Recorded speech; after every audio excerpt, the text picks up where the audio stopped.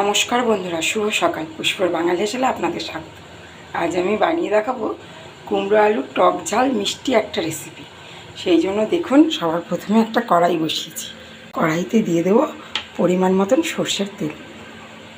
একটু তেল তেল ঝাল ঝাল মিষ্টি মিষ্টি টক টক রেসিপি। এটা ভাত, রুটি, লুচি, পরোটা সব কিছুর সাথে ভালো লাগবে।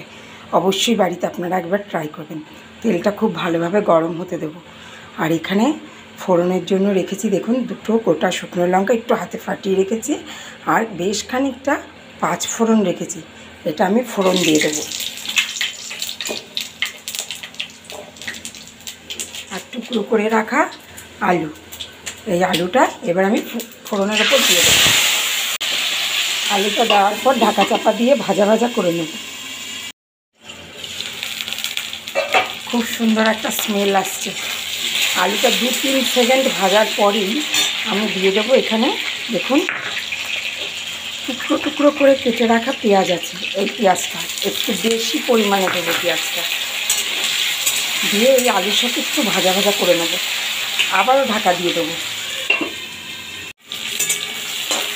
ভালোভাবে হালকা হালকাভাবে ভাজা ভাজা করে নেব। এত সুন্দর একটা স্মেল আসছে না বন্ধুরা, কি বলবো আপনাদের।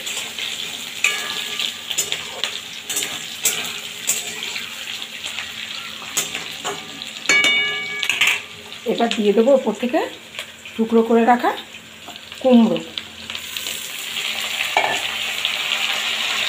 দিয়ে আবারও ঢাকা দিয়ে একটু ভাজা ভাজা করে নেব। মন মাতানো একটা ফ্লেভার আসছে।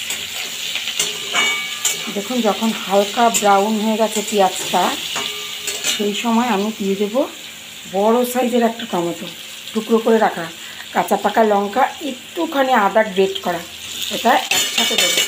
আদাটা কিন্তু অবশ্যই দেবেন, তাতে এতে ফ্লেভারটা খুব ভালো আসবে।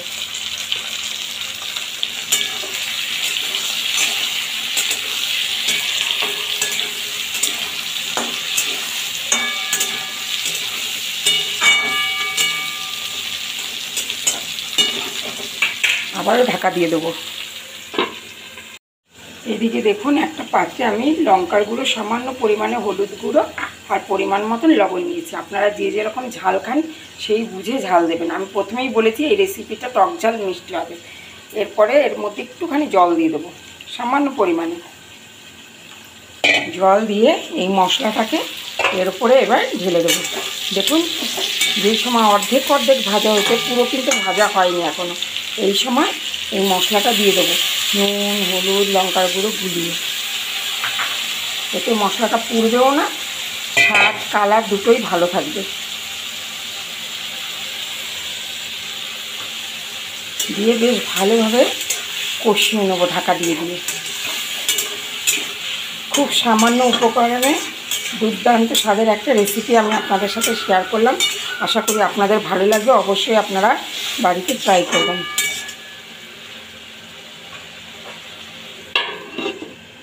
এবার গ্যাসটা লো করে আমি ঢাকা দিয়ে দিয়ে এটা বানাবো। দেখুন কি সুন্দর আস্তে আস্তে ফুটছে। আমি যেহেতু গ্যাসটা কমিয়ে দিয়েছি, দিয়ে সেটা একটু মাখো মাখো ব্যাপার হবে। তো বন্ধুরা, এটা ঢাকা চাপা দিয়ে হতে হতে আমি আপনাদের আজকে একটা খুব সুন্দর জিনিস দেখাবো। সেটা হচ্ছে স্যালাড বানিয়ে দেখাবো। এই সবজিটার সাথে, কুমড়োর এই সবজিটার সাথে এই স্যালাডটা কিন্তু খুব ভালো লাগে, মুখে স্বাদ ফেরাতে খুব সাহায্য করে। সবার প্রথমে দেখুন, এখানে টমেটো পাতলা পাতলা করে কেটে রেখেছি, একটু পাকা টমেটো, শসা, কাঁচা লঙ্কা, পাতিলেবু, ধনেপাতা আর পেঁয়াজ, এগুলো সবার প্রথমে একটা মিক্সিং বোলের মধ্যে দিয়ে দেবো।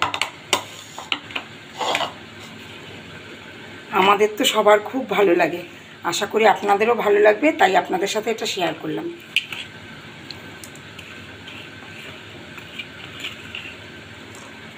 এবার দিয়ে দেবো পরিমাণ মতন লবণ। লবণ দেওয়ার পরে দিয়ে দেবো পাতিলেবুর রস, পুরো লেবুটা দেবো। একটু টক টক ঝাল ঝাল হবে, দারুণ লাগবে।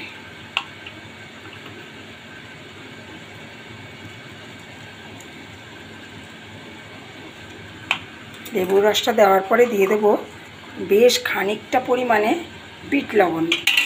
আর যদি হাতের কাছে চাট মশলা থাকে একটু দেবেন, না থাকলে দেওয়ার প্রয়োজন নেই। চাট মশলাটা দিলে একটু চটপটা ব্যাপারটা হয়ে যাবে, নাহলে এমনিতেও এটা চটপটা হবে। এইভাবে এবার মিক্সিং করে নেন। ওফ, কি ফ্লেভার যে আসছে কি বলবো। খুব ভালো করে এইভাবে মাখিয়ে নেবেন। হাতের সাহায্যে মাখলে বেশি ভালো হয়, তো আমি হাতের সাহায্যে মাখতে পারছি না, এইভাবে মেখে আপনাদের দেখালাম। এইভাবে মেখে চাপা দিয়ে রাখলে একটু পর না এর থেকে একটা জুস মতন বেরোবে, দুর্দান্ত লাগে ওটা জুস চেটে চেটে খেতে। এইদিকে দেখুন কুমড়োর তরকারি একদম রেডি হয়ে এসছে, কি সুন্দর গলে গলে গেছে। এই সময় দিয়ে দেবো বেশ খানিকটা পরিমাণে মিষ্টি চিনি, এটা দিয়ে ভালোভাবে মিশিয়ে দেবো। বাস একদম রেডি হয়ে গেছে আমাদের টক ঝাল কুমড়োর তরকারি, টক ঝাল মিষ্টি কুমড়োর তরকারি। এইভাবে বানিয়ে গরম গরম ভাত, রুটি, লুচি, পরোটার সাথে পরিবেশন করে সপরিবারে স্যালাড সহযোগে। ভালো থাকবেন, সুস্থ থাকবেন, দেখতে থাকবেন পুষ্পর বাঙালি। ফিরে আসছি পরের ভিডিওতে।